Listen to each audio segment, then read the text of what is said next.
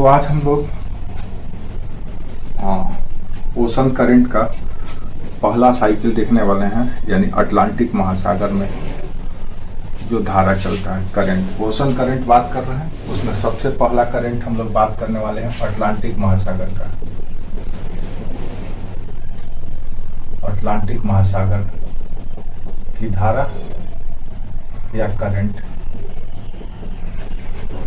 क्या होता है करंट, कैसे उत्पन्न होता है करंट, देख चुके हैं आप लोग। गायर क्या होता है वगैरह वगैरह, ये सब कुछ आप देख चुके हैं। अब हम लोग अटलांटिक महासागर में चलने वाले ओशनिक करंट पे बात करने वाले हैं। याद रखिएगा, आपसे प्रीलिम्स के एग्जाम में यहां से एक सवाल अक्सर पूछे जाते हैं। नाम दे दिया जाएगा और इसमें से कह दिया जाएगा कि इनमें से कौन सी करंट अटलांटिक महासागर में चलता है। जीएस में, मेंस में यहां से सवाल नहीं पूछे जाएंगे, लेकिन अगर आप जेपीएससी का एग्जाम दे रहे हो तो वहां से मेंस में भी सवाल पूछे जाएंगे, क्योंकि मेंस में है ये सिलेबस। तो अटलांटिक महासागर में कौन कौन सी धाराएं चलती है, उसका नेचर क्या है, किस कारण से चलती है। दरअसल धारा एक ही शुरू होता है, वही गायर के रूप में घूमते हुए एक साइकिल बनाता है, जिसको हम लोग कहते हैं कि ओशनिक करंट सेल बनाता है। जैसे हवा एक सेल बनाती है, ऐसे चक्कर लगाती है, उसी तरह से महासागर की धाराएं भी एक चक्कर लगाते रहती है। ऐसे शुरुआत किसी पॉइंट से हम लोग मान लेते हैं, विशेष करके इसको इक्वेटर से मानते हैं, क्योंकि यहीं पर व्यापारिक हवा का प्रभाव होता है। तो वहां से शुरू होता है और पश्चिम, फिर उत्तर पूर्व, फिर दक्षिण, फिर पश्चिम, ऐसे एक साइकिल बनाता है। तो हम लोग अटलांटिक महासागर के करंट की बात करते हैं। तो इसके लिए आपको एक रफ मैप बना दीजिएगा ऐसे।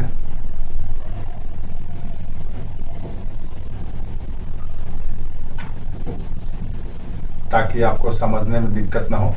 ये नॉर्थ अमेरिका है, ये साउथ अमेरिका है।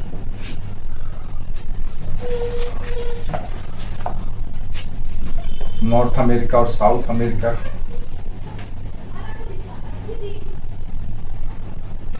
और इधर है यूरोप। आप इस मैप को अपने से देख लीजिएगा, मैप हम ऐसे ही बना दे रहे हैं ताकि बाकी ये मैप थोड़ा सा बिल्कुल डिफरेंट होता है।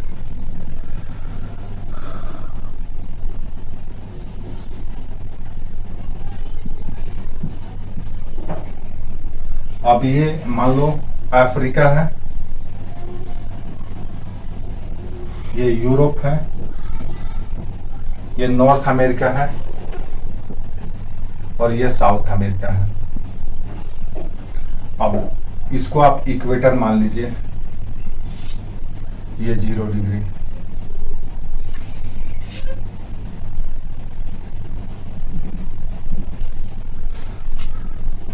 आपको पता ही है कि अटलांटिक महासागर यूरोप, अफ्रीका, उत्तरी अमेरिका और दक्षिणी अमेरिका के बीच के सागरीय क्षेत्र या जल राशि को कहा जाता है। इसी में अटलांटिक महासागर में वाटर करंट या जलधारा चलता है। अब एक सामान्य सा सवाल आपसे पूछा जाए कि यहाँ पे करंट की उत्पत्ति या धारा की उत्पत्ति कहाँ से शुरू हुई होगी, कहाँ से हुई होगी, तो आपके मन में जवाब आता होगा, कहाँ से शुरू हुआ होगा, यहाँ से, यहाँ से, यहाँ से, कहाँ से, या यहाँ से।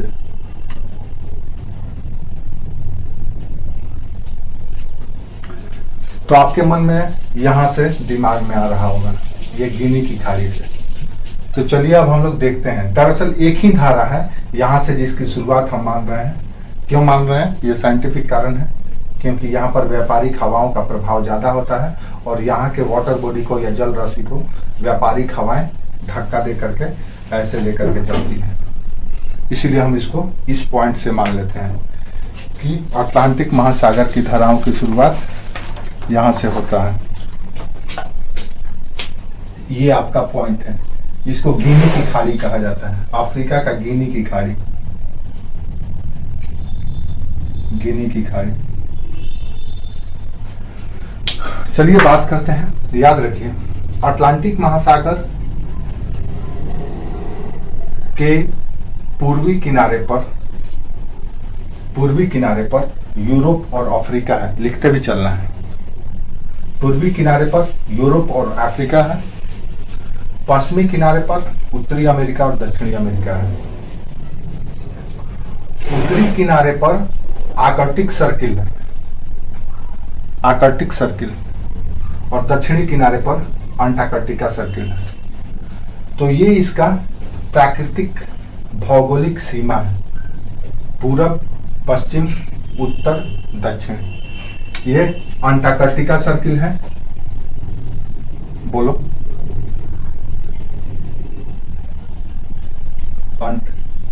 अफ्रीका, अंटार्कटिका सर्किल, ये आर्कटिक सर्किल है।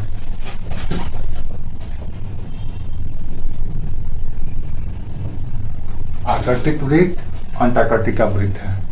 यानी इधर से अंटार्कटिका क्या बर्फाच्छादित क्षेत्र है, इधर आर्कटिक का बर्फाच्छादित क्षेत्र है। इधर भी कुछ देश है, जैसे ग्रीनलैंड है, पता ही आपको, आइसलैंड है।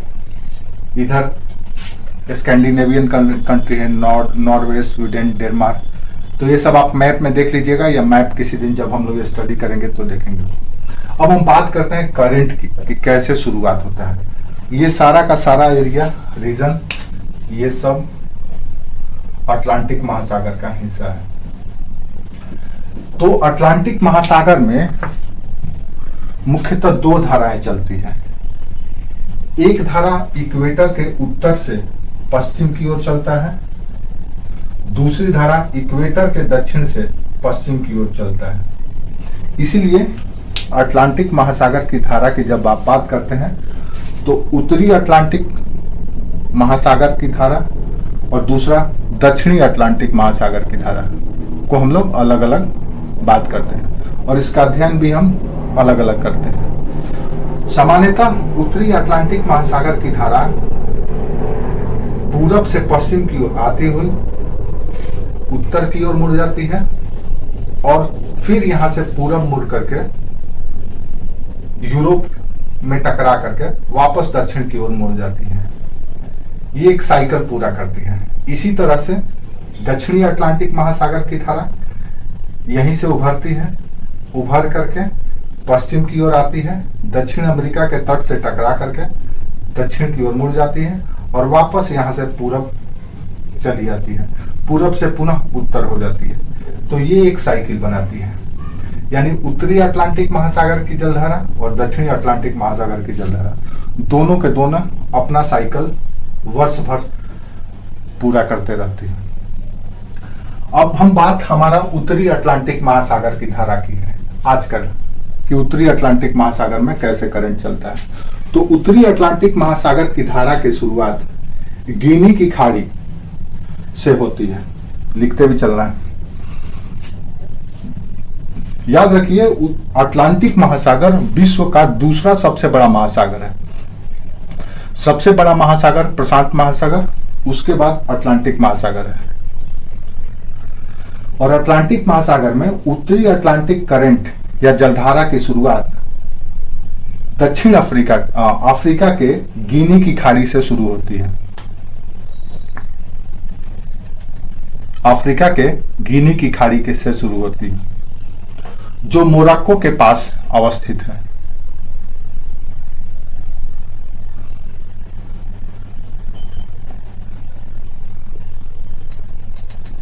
मोरक्को के पास कर रहे हैं, सॉरी, गिनी की खाड़ी और से शुरू होता है।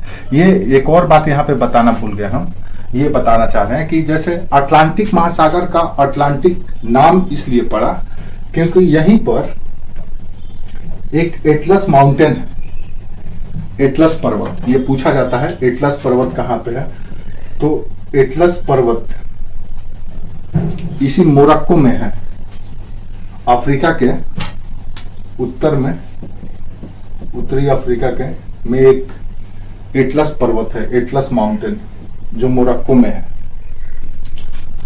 इसी एटलस पर्वत के नाम पे इस ओशन का नाम अटलांटिक महासागर पड़ा और इसकी शुरुआत या इसमें चलने वाली उत्तरी अटलांटिक महासागर की धारा की शुरुआत गिनी की खाड़ी से होती है।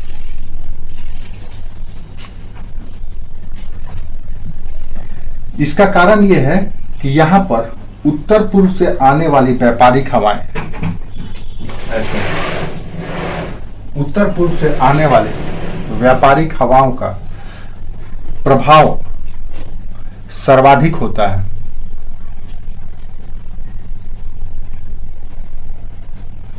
और इसके कारण यहां के जल राशि को इन हवाओं के द्वारा धक्का दिया जाता है, जिसके कारण ये जल राशि वाटर बॉडी पश्चिम की ओर गमन करने लगती है, मूव करने लगती है।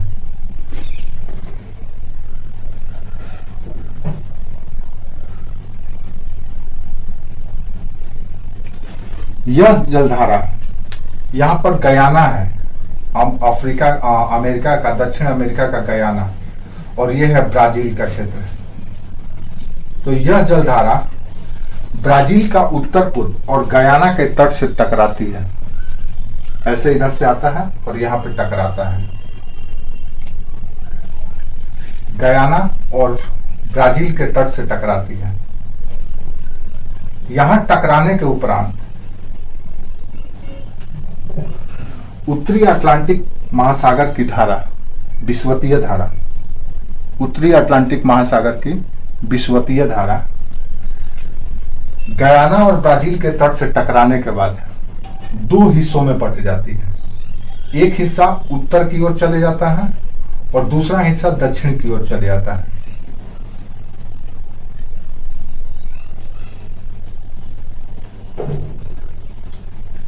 जलधारा दो हिस्सों में बंट जाता है। एक हिस्सा उत्तर की ओर चल देता है, एक हिस्सा जैसे इधर से आया ऐसे, अब यहां टकराया तो टकराने के बाद एक ऐसे चले गया और एक इधर दक्षिण की ओर चले आया।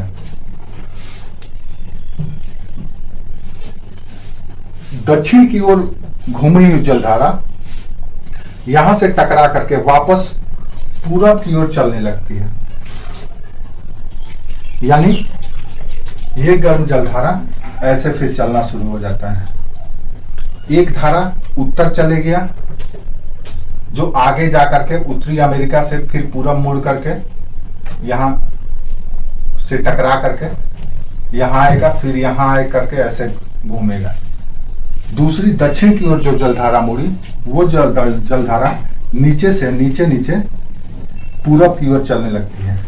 इसको कहा जाता है counter northern Atlantic equatorial current. Counter equatorial current, या नॉर्दर्न कर दीजिएगा तो उत्तरी, तो काउंटर उत्तरी विषुवतीय रेखा जलधारा ये भी गर्म ही है और यहां से टकरा करके वापस यहां गिनी की खाड़ी की ओर चल देती है। अभी इसको आप भूल जाइए, ये महत्वपूर्ण नहीं है। महत्वपूर्ण ये है क्योंकि गायर ये बना रहा है, ये नहीं। आपको पता ही है कि उत्तरी अटलांटिक महासागर का ये जो जलधारा है, इक्वेटोरियल जलधारा, ये चारों ओर से ऐसे चलता है और इस बीच के क्षेत्र को सैरागोसो कहा जाता है। सैरागोसो सी भी कहा जाता है क्योंकि यहाँ पे सैरागोसो घास पाए जाते हैं। अब ये जो उत्तर की ओर धारा गया है, अब ये आगे बढ़ता है।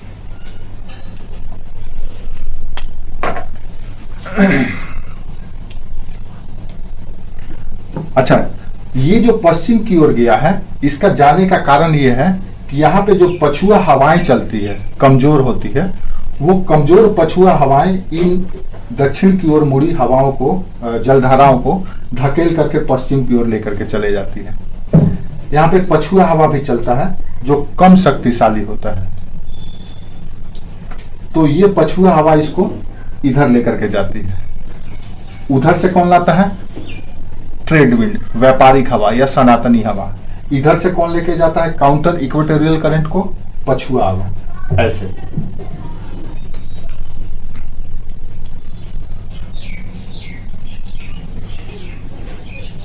यहीं पर आप देखेंगे तो ब्राजील के पास ही अमेजन बेसिन है, विश्व का सबसे बड़ा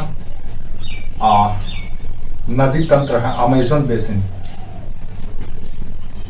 अमेजन नदी, अमेजन आप लोग ऑनलाइन खरीदारी भी करते हैं, उसी अमेजन के नाम पे बना हुआ है अमेजन।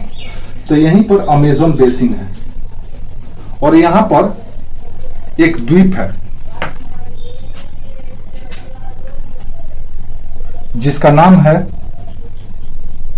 मारजोयो द्वीप। यहां पे एक द्वीप बनाया है नदी के द्वारा, नदी द्वीप है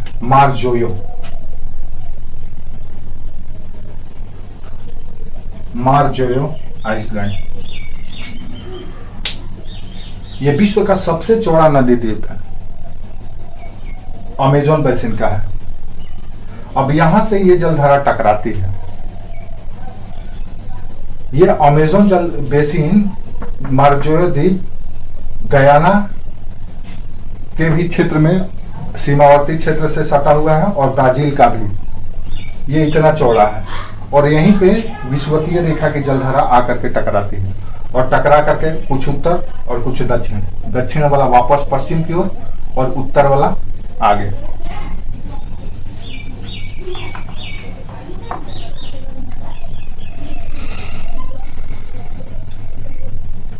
जब ये जलधारा गयाना के तट को क्रॉस करती है तो इसको गयाना करंट भी कहा जाता है।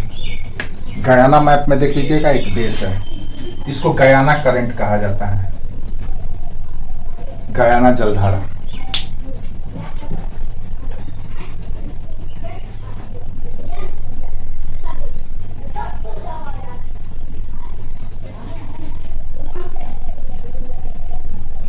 इसके बाद आगे बढ़ती है तो यहीं पे है कैरेबियन सागर। कैरेबियन सागर, तो यही करंट आगे बढ़ करके जब कैरेबियन सागर से गुजरती है, कैरेबियन द्वीप आपको पता ही है जिसमें वेस्ट इंडीज वगैरह है, तो आप देखेंगे तो यहाँ पे छोटे छोटे द्वीप समूह हैं बहुत सारे, तो इसको कहा जाता है कैरेबियन सागर। तो यहां से जब ये गयाना करंट आगे बढ़ती है, कैरेबियन सागर से गुजरती है, तो इसको कैरेबियन धारा कहा जाता है। एक ही धारा है, क्या है? उत्तरी अटलांटिक इक्वेटोरियल करंट। शुरुआत गिनी से हुआ, मारजोयो से टकराया, उत्तर गया तो गयाना करंट, उससे आगे बढ़ा कैरेबियन धारा।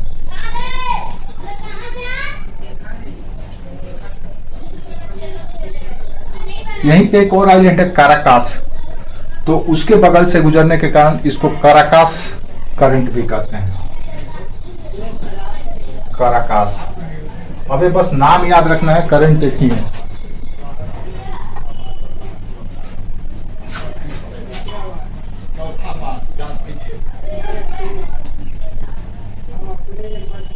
वो अपने किए हुए दाल हो गया।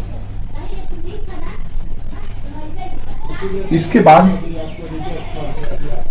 यही काराकास करंट, यहां पर क्यूबा है दक्षिण अफ्रीका का, और यहां पर एक पेनिनसुला है, प्रायद्वीप है युकाटन।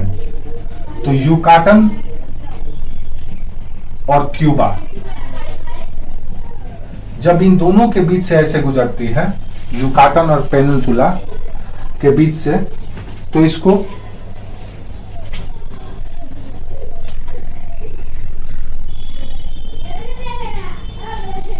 युकाटन चैनल कहा जाता है।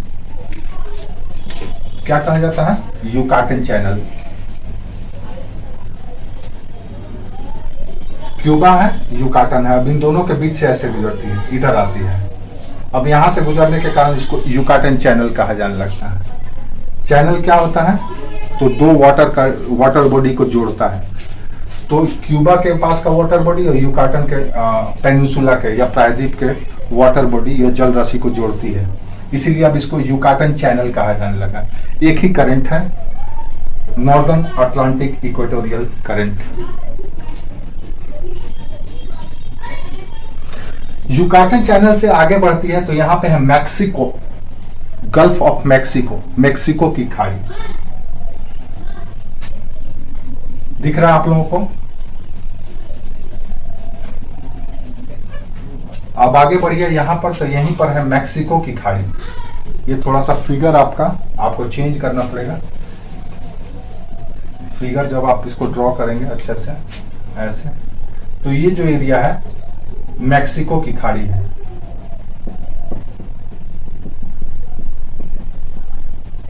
अब यही युकाटन चैनल मैक्सिको की खाड़ी में आती है, तो इसको कहा जाता है मैक्सिको करंट।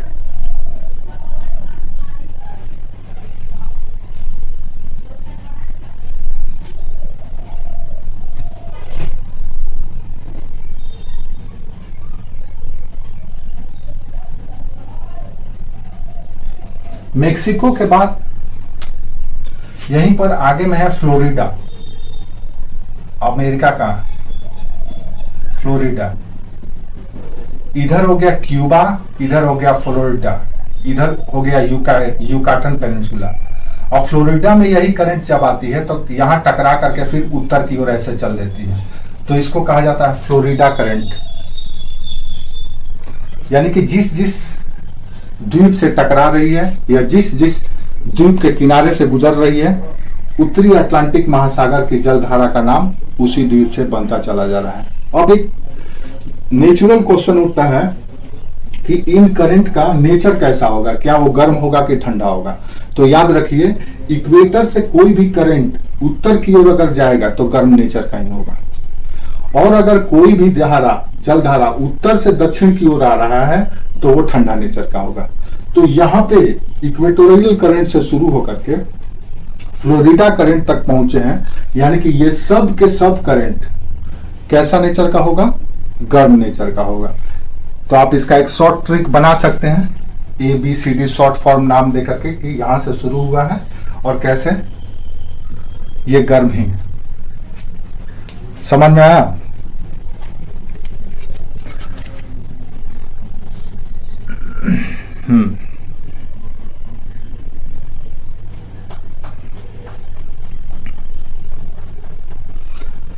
फ्लोरिडा करंट आगे बढ़ती है और उत्तरी अमेरिका के पूर्वी तट से उत्तर की ओर बढ़ते रहती है।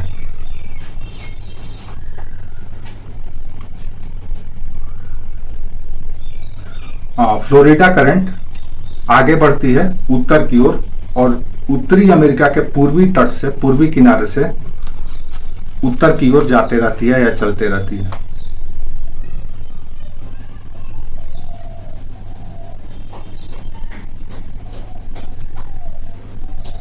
उत्तरी अमेरिका में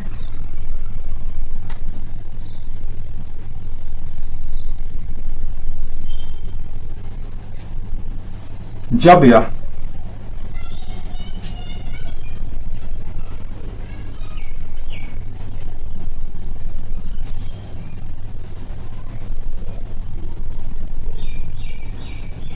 लास्ट में क्या लिखवाए थे हम?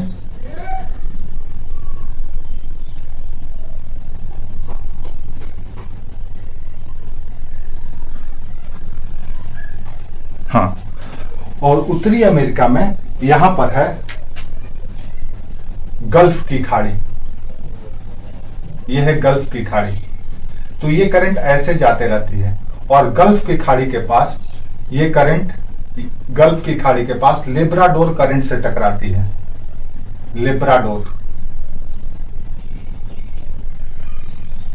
लेब्राडोर करंट गल्फ की खाड़ी के पास आता है और फ्लोरिडा करंट आगे बढ़ते हुए यहां पर टकराता है।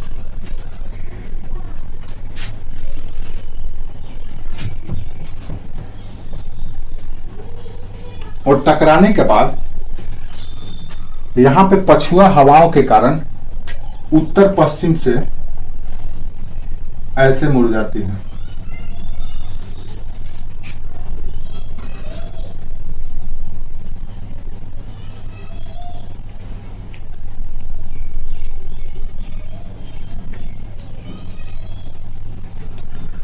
लेब्राडोर करंट दरअसल उत्तरी अमेरिका में एक लेब्राडोर नामक प्रायद्वीप है। इसी प्रायद्वीप से गुजरने के कारण इस करंट का नाम लेब्राडोर करंट है। कैसा नेचर का है? ठंडा।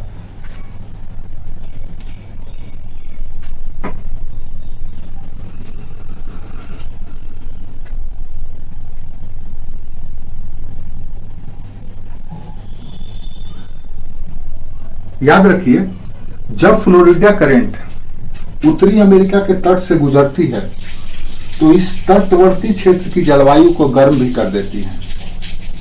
अब सोचिए, अगर ठंडा का मौसम है, सूर्य दक्षिणी गोलार्ध में चमक रहा है और इस क्षेत्र में ये करंट सालों भर गर्म करंट चल रहा है, तो यहाँ का मौसम कैसा हो जाएगा? कोस्टल रीजन का टेम्परेचर हाई हो जाता है और वेदर यहाँ का अच्छा हो जाता है। दूसरी ओर एक और रोचक चीज क्या दिखता है कि गल्फ की खाड़ी के पास जब लेब्राडोर करंट आती है और फ्लोरिडा करंट दोनों टकराता है, तो लेब्राडोर करंट के साथ बड़े बड़े बर्फ की चट्टानें भी आती है, क्योंकि हाई लेटीट्यूड से आता है और बर्फ के बड़े बड़े सिल्ली को अपने साथ प्रवाहित करते हुए लेकर के आता है, बड़ा बड़ा विशाल विशाल। और अगर कोई गलती से कोई शिप या जहाज उस बर्फ के सिल्ली से टकरा गया तो समझ लो कि ध्वस्त हो जाएगा। टाइटैनिक फिल्म आप लोग देखे होंगे। टाइटैनिक फिल्म में टाइटैनिक जहाज इसी लेब्राडोर करंट से जो बर्फ का सिल्ली, बर्फ का टुकड़ा आ रहा था, उसी से टकराने के बाद उतनी बड़ी विशाल जहाज डूब गई थी। अब सोचो उस बर्फ का टुकड़ा कितना बड़ा बड़ा होगा। दूसरी ओर यहां पे ठंडी जलधारा और गर्म जलधारा के टकराने के कारण एक बहुत ही अजब तरह का मौसम बन जाता है। इस क्षेत्र में कुहासा जबरदस्त पड़ने लगता है। क्यों? क्योंकि गर्म जलधारा और ठंडी जलधारा के मिलने के कारण।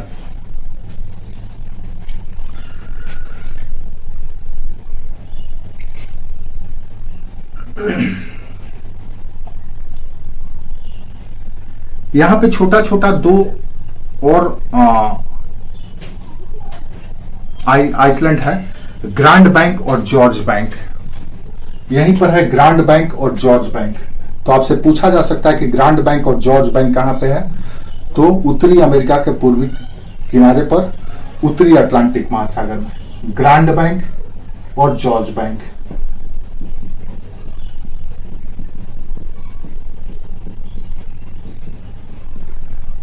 अभी ग्रांड बैंक और जॉर्ज बैंक के लोग बड़ी संपन्न होते हैं, क्योंकि गर्म जलधारा और ठंडी जलधारा के मिलने के कारण यहाँ के समुद्र के जल का टेम्परेचर बड़ी स्टैंडर्ड हो जाता है, न तो गर्म होता है न तो ठंडा होता है।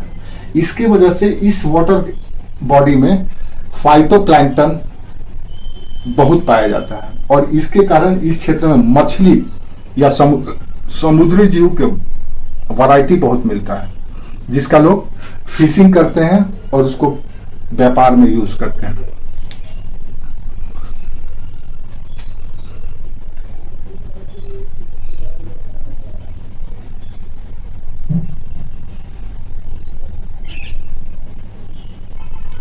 दरअसल ग्रांड बैंक और जॉर्ज बैंक एक द्वीप है अमेरिका का, न्यू फाउंडलैंड। उसी का, जैसे आपका है अंडमान निकोबार का छोटे छोटे द्वीप, उसी तरह से न्यू फाउंडलैंड द्वीप का ये दो छोटे छोटे द्वीप है, न्यू फाउंडलैंड।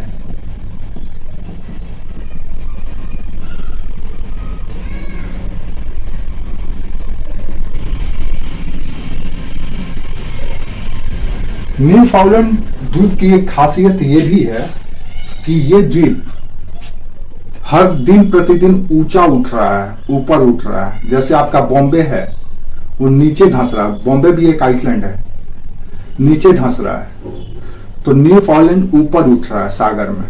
क्यों उठ रहा है? क्योंकि ये अटलांटिक महासागर का एक किनारे पर बना हुआ है।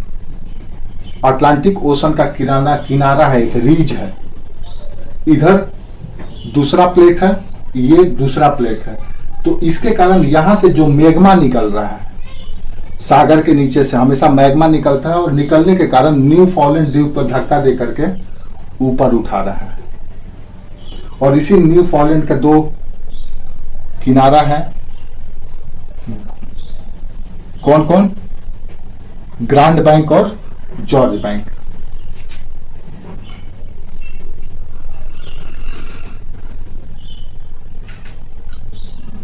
उत्तरी अटलांटिक महासागर के किनारे पर स्थित है।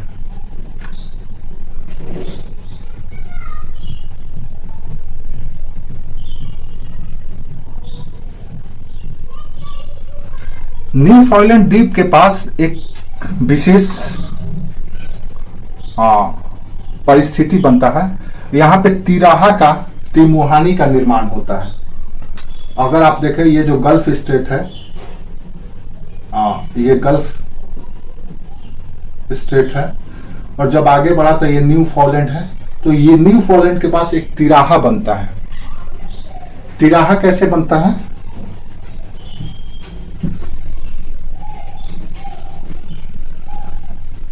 तो यहां पे तीन और जलधारा जाता है। एक जलधारा गल्फ स्ट्रेट गया या फ्लोरिडा करंट, गल्फ करंट के रूप में जाता है। फिर इधर से लेब्राडोर करंट आ रहा है, दोनों टकराया, टकराने के बाद मिल करके ऐसे गया, ऐसे, और एक करंट यहीं से नीचे बैठ जाता है। जैसे यहां टकराने के बाद जल राशि बहुत ज्यादा हो जाता है, जल बहुत ज्यादा हो जाता है, इधर से भी पानी, इधर से भी पानी आ रहा है, करंट आ रहा है। तो जल टकराने के बाद ऊपर उठा, ऊपर उठ करके नीचे भी बैठता है और ऐसे भी प्रवाहित होने लगता है। तो कुल मिला जुला करके एक तरह से चौरास्ता बन जाता है। ऊपर से देखेंगे तो तीन रास्ता तिमुहानी की तरह दिखेगा, लेकिन जब यहाँ पे हाथ लगाएंगे तब पता चलेगा कि ये चौरास्ता है। क्यों चौरास्ता है? क्योंकि इसके नीचे से भी जल प्रवाहित होने लगता है, और ये जल कहाँ जाता है? नीचे नीचे ऐसे आने लगता है। कहां पे? फ्लोरिडा के पास से।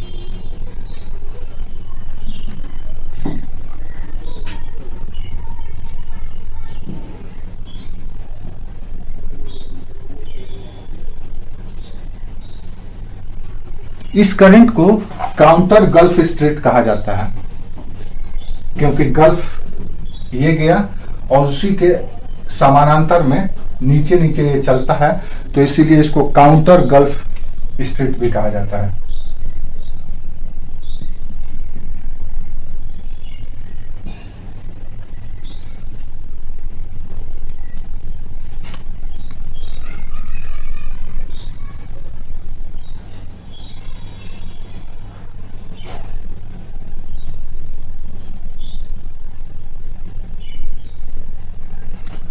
यह करंट बहामास आइलैंड तक आता है। काउंटर गल्फ स्ट्रेट बहामास द्वीप है, बहामास द्वीप तक आता है।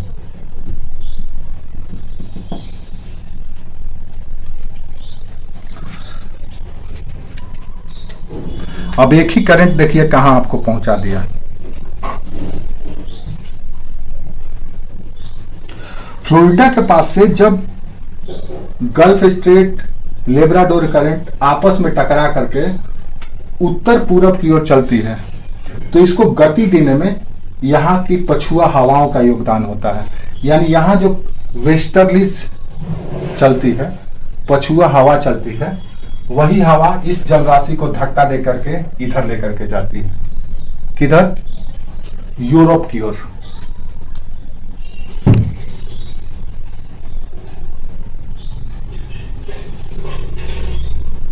इस जल राशि का तापमान औसत हो जाता है, न तो ठंडा होता है न तो गर्म होता है, और एक स्टैंडर्ड टेम्परेचर का करंट हो जाता है। और इस करंट को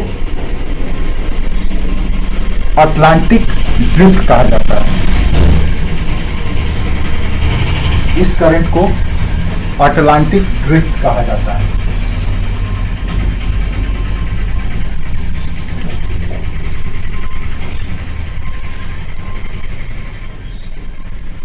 ड्रिफ्ट इसलिए कहा जाता है क्योंकि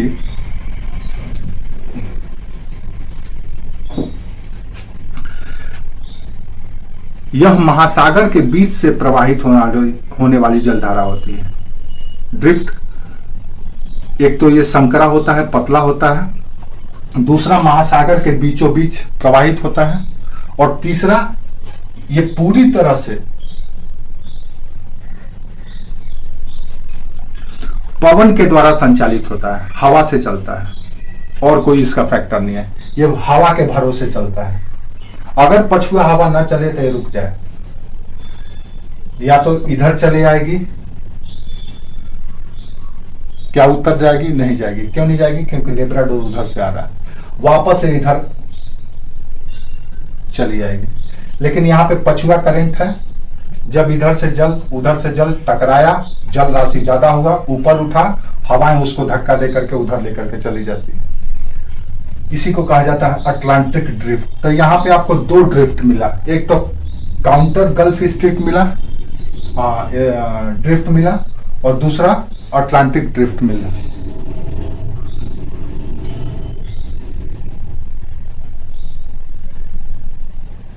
जो उधर गया।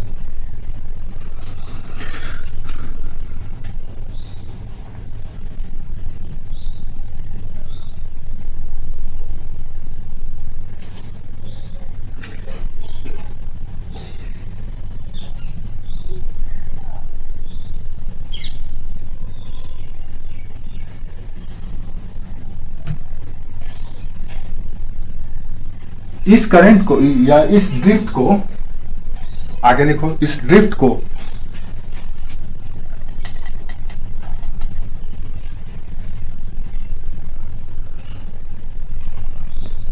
आइसलैंड की ओर से आने वाली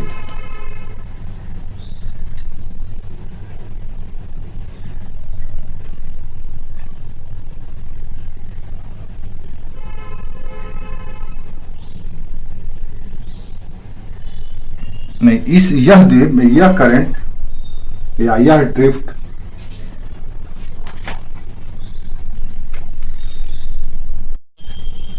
ठीक है। अब आगे बढ़ते हैं। तो ये जो अटलांटिक ड्रिफ्ट है, अटलांटिक ड्रिफ्ट जब उत्तर पूरब की ओर चलता है तो यहीं पर अटलांटिक महासागर का किनारा है, और किनारे के कारण यहां पर दीवार के रूप में ऐसे उठा हुआ है। अब इसके कारण अटलांटिक ड्रिफ्ट यहां से ऐसे उत्तर की ओर मुड़ जाता है, और इसकी एक जलधारा ऐसे चल देती है। तो उत्तर की ओर जो मुड़ जाती है, यहां पे आइसलैंड द्वीप है, आइसलैंड के किनारे किनारे ये आर्कटिक सर्किल में प्रवेश कर जाती है। जब ये आइसलैंड में प्रवेश करती है तो इसका नाम हो जाता है इर्मिंगर।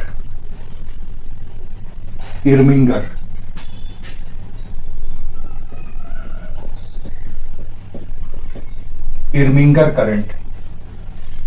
अब आप कल्पना कीजिए कि आर्कटिक सर्किल ठंडा क्षेत्र है, और जब ये करंट जाता है इर्मिंगर करंट, तो स्वाभाविक है कि तुलनात्मक रूप से इसका टेम्परेचर ज्यादा होगा, तो इसलिए ये गर्म करंट के रूप में जानी जाती है। और ये आर्कटिक सर्किल में जाकर के फिर ये ठंडा हो जाता है। क्लियर है?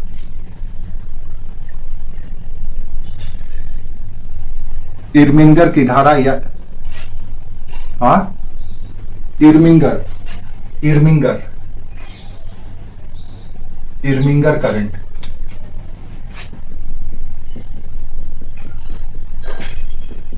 इर्मिंगर करंट ये अटलांटिक रिज से टकरा करके उत्तर की ओर जाने वाली करंट है। इस करंट की एक विशेषता ये है कि ये लो लेटीट्यूड से हाई लेटीट्यूड की ओर जाने वाली करंट है।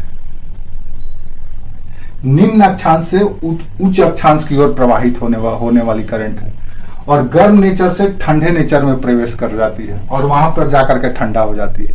जब वो आर्कटिक सर्किल में प्रवेश करती है तो वहां पे वो ठंडा हो जाती है।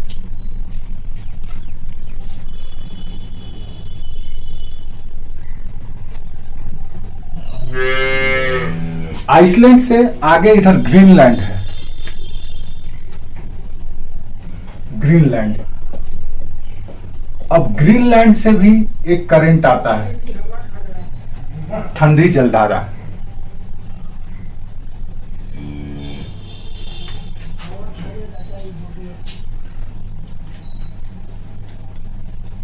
इसको कहा जाता है ईस्ट ग्रीनलैंड करंट, पूर्वी ग्रीनलैंड करंट। अगर आप देखें तो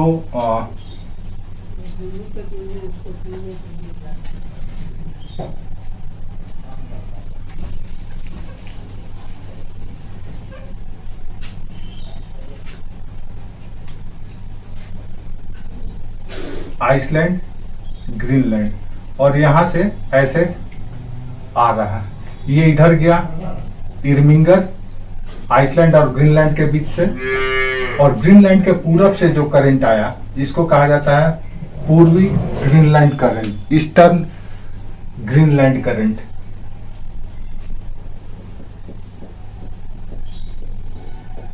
अब एक ही जगह पे दो नेचर का करंट है। देखो यहां से ठंडी जलधारा आ रही है क्योंकि हाई लैटिट्यूड से आ रहा है, और दूसरी ओर ठीक इरमिंगर जो है गर्म जलधारा के रूप में आइसलैंड और ग्रीनलैंड के बीच से उत्तर जा रही है। अब ये जो अटलांटिक ड्रिफ्ट है यहां से आगे बढ़ती है और बढ़ करके यूरोप के उत्तर पश्चिम तट से टकराती है।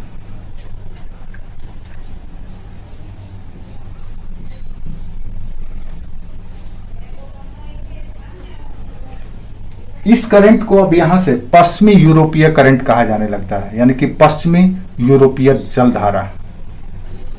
ग्रीनलैंड की ओर मुड़ जाने के बाद या ग्रीनलैंड से आने वाली करंट के उपरांत अटलांटिक ड्रिफ्ट को पश्चिमी यूरोपीय जलधारा के नाम से जाना जाने लगता है, क्योंकि ये पश्चिम की ओर, पश्चिमी यूरोप की ओर जा रही है। ये यूरोप का पश्चिमी क्षेत्र है, ये यूरोप का पूर्वी क्षेत्र है। ये पूर्वी यूरोप का क्षेत्र है, ये पश्चिमी यूरोप का क्षेत्र है।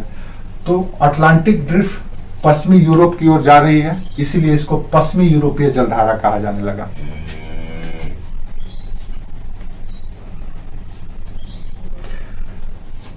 शीत ऋतु में अमेरिका की तरह यहां के टेम्परेचर को भी ये करंट बढ़ा देती है, इसीलिए इस करंट को ब्लैंकेट ऑफ वेस्ट यूरोप कहा जाता है, यानी पश्चिमी यूरोप का यह कंबल है।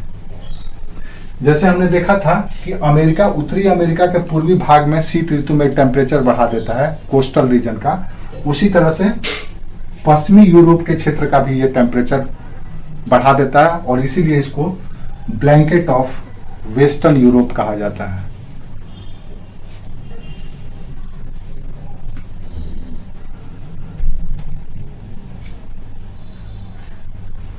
यह करंट आगे बढ़ते हुए बाल्टिक सागर है, यहाँ पे बाल्टिक सागर में चली जाती है, और बाल्टिक सागर से आगे यहाँ पे हमने बोला था नॉर्वे, स्वीडन, डेनमार्क जैसे स्कैंडिनेवियन कंट्री है, तो नॉर्वे के पास से गुजरने के कारण उसको नॉर्वेजियन करंट भी कहा जाता है।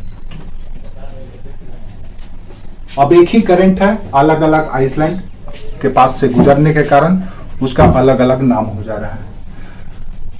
तो बाल्टिक सागर से आगे नॉर्वे कोस्ट, तो नॉर्वे कोस्ट से जब गुजरता है तो वो नॉर्वेजियन करंट कहलाता है।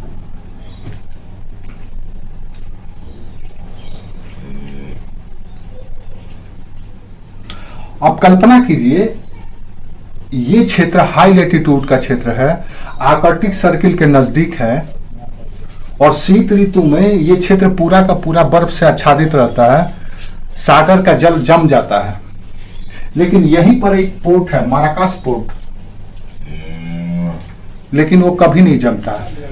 इसलिए नहीं जमता है क्योंकि ये अटलांटिक ड्रिफ्ट या पश्चिमी यूरोपीय धारा वहां के टेम्परेचर को बढ़ा देती है और बर्फ को जमने नहीं देती है या जल को जमने नहीं देती है। इसीलिए 66.5 डिग्री पर स्थित होने के बावजूद भी मरमास्क पोर्ट का नाम याद रखिएगा, मरमास्क।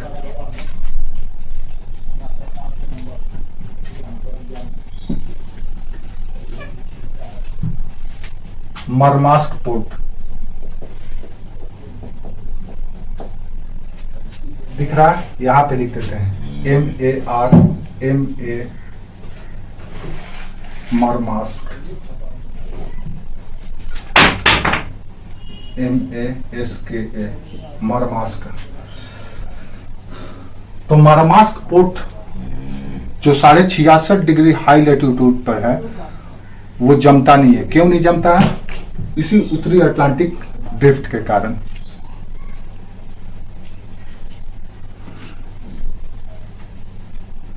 जो कि उत्तरी आर्कटिक वृत्त में स्थित है। और आपको पता है कि आर्कटिक सर्किल पूरी तरह से बर्फ आच्छादित क्षेत्र है। आर्कटिक सर्किल हो या अंटार्कटिक सर्किल हो, ये उत्तरी अटलांटिक महासागर की सीमा है। इधर बर्फ है, इधर भी बर्फ है। अगर ये बर्फ गल गया तो उत्तरी अटलांटिक महासागर का और विस्तार हो जाएगा। अगर दक्षिण का बर्फ गल गया तो, और यहीं से बर्फ टूट टूट करके अटलांटिक महासागर में आता है। इधर का बर्फ टूट करके इधर आता है, और वही सागर में जहाज जा रहा हो, अचानक बर्फ का टुकड़ा उधर से बह करके चले आए और सामने दिख जाए तो जहाज का संभालना मुश्किल हो जाता है और टकराने के बाद डूब जाता है, जैसे टाइटैनिक जो डूब गया था। ठीक है।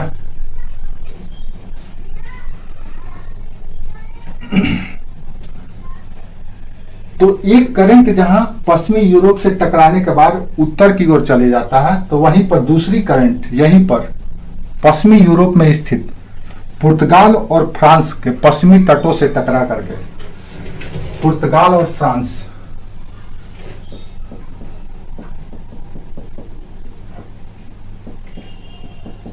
के पश्चिमी तट से टकरा करके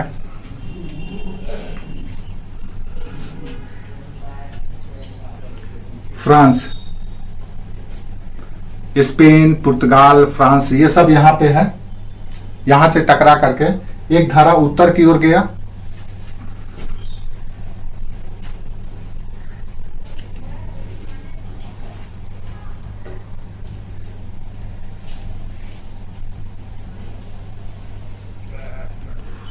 और दूसरी जलधारा दक्षिण की ओर मुड़ गया।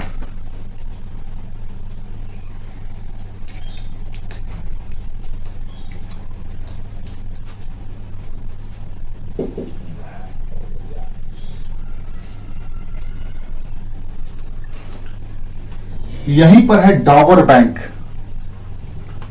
डॉवर बैंक, DAWAR, ये डॉगर बैंक, DAWGAR, डॉगर बैंक। अब यहां पर भी जबरदस्त मत्स्य पालन होता है, मछली मिलता है। क्यों मिलता है डॉगर बैंक के पास? क्योंकि इधर से ठंडी जलधारा और इधर से थोड़ा सा हाई टेम्परेचर वाला करंट, दोनों के मिलने के कारण इस क्षेत्र का समुद्र के जल का तापमान स्टैंडर्ड हो जाता है, और इसलिए यहां पर मछली ज्यादा मिलता है। याद रखो, मछली समुद्री जीव है, तो न तो ज्यादा ठंडा पसंद करता है और ना तो ज्यादा गर्म। गर्म होगा तो भी उसको दिक्कत है ऑक्सीजन का, और ज्यादा ठंडा हो जाएगा तो भी उसको दिक्कत है ऑक्सीजन का। ऐसी स्थिति में अगर स्टैंडर्ड टेम्परेचर मिल जाए तो उसके लिए फेवरेबल है। तो डॉगर बैंक मत्स्य पालन के लिए भी जाना जाता है या मछली के लिए जाना जाता है, जैसे गॉर्ज बैंक और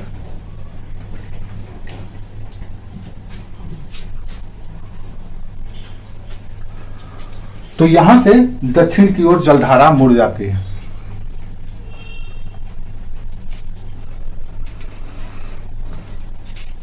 यह जलधारा जब मोरक्को के पास आती है, अफ्रीका के पास, तो इसको कनारी धारा कहा जाता है, कनारी करंट। ऐसे आई अफ्रीका के पास, मोरक्को के पास, यहां पर कनारी करंट कहलाती है। अब एक कनारी करंट कैसा करंट होगा? गर्म होगा कि ठंडा होगा?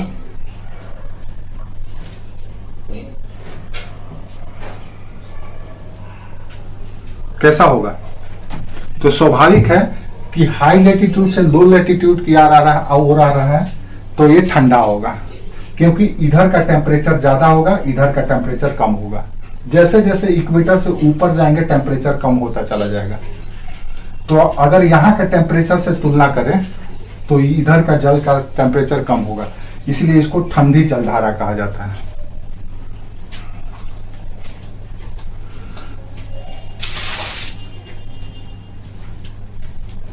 कनारी द्वीप के पास ही एक द्वीप है ओजस आइलैंड। ओजस, OJAS, ओजस द्वीप।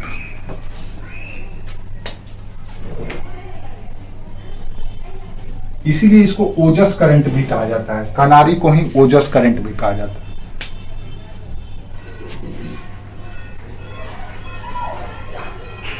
फिर यही धारा कनारी करंट गिनी की खाड़ी में आ जाती है और आकर के मिल जाती है, और इस तरह से एक पूरा साइकिल उत्तरी अटलांटिक महासागर का पूरा हो जाता है।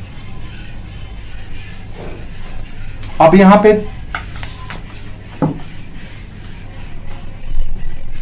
कितने ठंडे करंट आपको मिले, तो यहां पे तो आपको लेब्राडोर करंट ठंडी जलधारा है, पूर्वी ग्रीनलैंड करंट ठंडी जलधारा है, कनारी करंट ठंडी जलधारा है, ओजस करंट ठंडी जलधारा है। यानी कि उत्तरी अटलांटिक महासागर में कुल 4 ठंडी वाटर करंट है। गर्म जलधारा बाकी सब इर्मिंगर, उत्तर पश्चिम Atlantic drift, gulf, counter gulf, Florida, Yucatan, Guiana, Amazon और उत्तरी अटलांटिक, ये सब के सब गर्म करंट है। तो ये 4 करंट ठंडी करंट है, और इस तरह से उत्तरी अटलांटिक महासागर जलधारा का एक साइकिल पूरा होता है, और इसी साइकिल को गायर कहा जाता है। ये गायर यहां भी मिलता है, ये गायर प्रशांत महासागर में भी मिलेगा, तो इसी साइकिल को गायर कहा जाता है। लेकिन इस गायर में एक विशेषता यह है कि यह सारागैसो गायर कहलाता है, या सारागैसो सागर कहलाता है। क्यों कहलाता है? क्योंकि इसके चारों ओर के जल राशि घूम तो रहा है, और बीच वाला राशि वाटर बॉडी एकदम स्थिर होता है, और स्थिर होने के कारण यहाँ पे एक विशेष प्रकार का घास पाया जाता है, सारागैसो घास, इसीलिए इसको सारागैसो कहा जाता है। क्लियर है?